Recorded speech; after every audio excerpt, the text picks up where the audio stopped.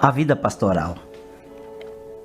A vida pastoral não é uma coisa muito fácil de explicar, mas falo da vida de um pastor real, verdadeiro e vocacionado pelo Senhor para estar em sua obra.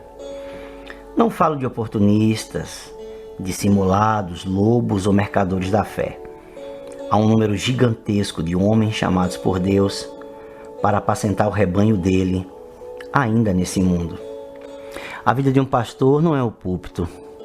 Nunca foi e jamais será.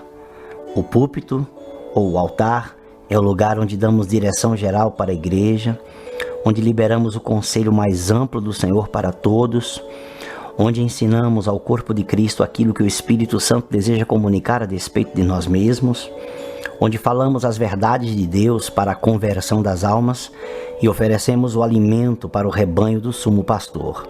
Mas a vida pastoral não é o púlpito ou o altar. O pastor lida com tantas situações durante um dia ou uma semana que sua vocação antigamente era considerada a mais nobre de todas. Ainda acredito que seja a mais nobre de todas. Ele lida com o sucesso e o fracasso dos que estão sob seus cuidados e às vezes com o seu próprio ao mesmo tempo. Ele luta contra os demônios que tentam enganar e destruir as mentes e as vidas das pessoas, que por vezes atacam a sua própria, tentando levá-lo ao desespero. Ele persevera a favor da verdade, enquanto batalha para que a mentira não se instale em seu coração. Numa semana ele pode alegrar-se pelo nascimento de uma criança, apresentá-la no altar de Deus, batizar novos membros, ver vidas rendidas ao Senhor, pelos resultados missionários, por respostas de orações contadas em testemunhos, por vitórias contadas pelas ovelhas de Deus e pela celebração de um casamento ou aniversário de alguém.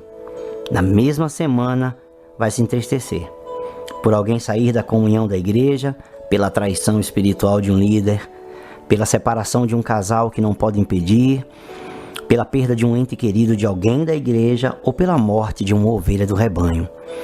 Vai entristecer-se pela discórdia entre irmãos, pelas dificuldades financeiras da igreja e porque alguém está internado ou entre a vida e a morte num hospital.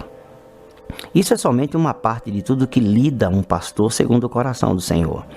Apacentar não é uma arte, não é uma profissão, não é técnica a ser aprendida, não é uma experiência da moda a se pôr em prática.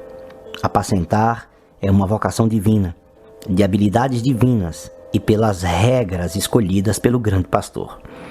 Apacentar é a glória de Deus e sua honra depositadas em vasos de barro tão frágeis, fracos e imperfeitos como os nossos.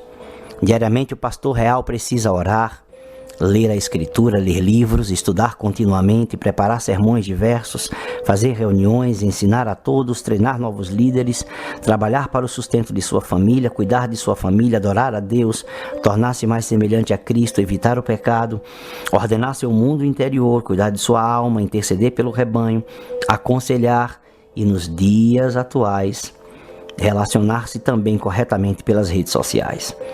Não é uma vida de pedestal e de glamour e de riquezas. Isso é para os equivocados. Mas uma vida onde ele renunciou a si mesmo, seus sonhos pessoais mais altos e suas capacidades naturais mais excelentes, a fim de servir ao Senhor, sua igreja, ao próximo e à sociedade. Não há dúvidas que essa vocação e chamado é uma das mais estressantes, complicada, incompreendida, rejeitada, menosprezada e não valorizada por parte de muitos. Mas, igualmente, não tenho qualquer dúvida que ela é a mais importante, mais bela, mais nobre do que todas as profissões, vocações, cargos e funções que alguém nesse planeta possa exercer.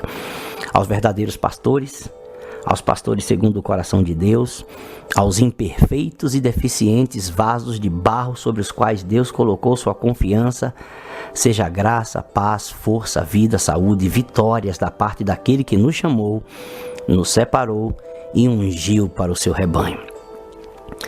Como diz Atos capítulo 20, versículo 28, cuidem de vocês mesmos e de todo o rebanho sobre o qual o Espírito Santo os colocou como bispos, para pastorearem a igreja de Deus, que ele comprou com o seu próprio sangue. Como disse Pedro, na sua primeira carta, no capítulo 5, do 1 ao 4, aos presbíteros que estão entre vós, admoesto eu, que sou também presbítero com eles, e testemunha das aflições de Cristo, e participante da glória que há de se revelar.